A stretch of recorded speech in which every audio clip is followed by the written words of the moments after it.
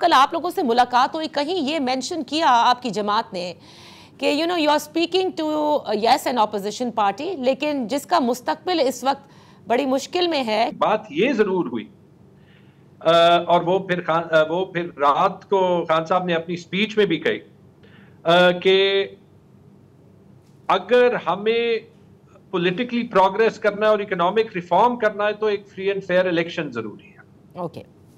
और political stability जो है वो हम वहां पे पहुंच नहीं सकते।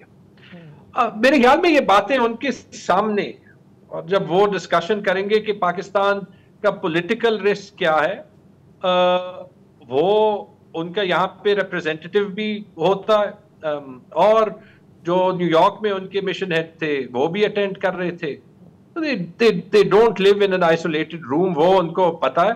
और इन्हीं रिस्क्स की वजह से शायद उन्होंने ये एक्स्ट्रॉर्डिनरी स्टेप लिया कि ऑपोजिशन को रीच आउट किया। यानी फ्री एंड फेयर इलेक्शन की डिमांड आप लोगों ने आईएमएफ से की है? इलेक्शन की डिमांड नहीं की, ना आईएमएफ से करनी बनती है। हमने ये पॉइंट आउट किया कि जब हम एक रिफॉर्म प्रोसेस में एंटर हो रहे हैं तो वो एक ईयर 5 गवर्नमेंट उसको आगे नहीं ले जा सकेगी। स्टैंड बाय एग्रीमेंट है ना, एक शॉर्ट टर्म का एग्रीमेंट है ना।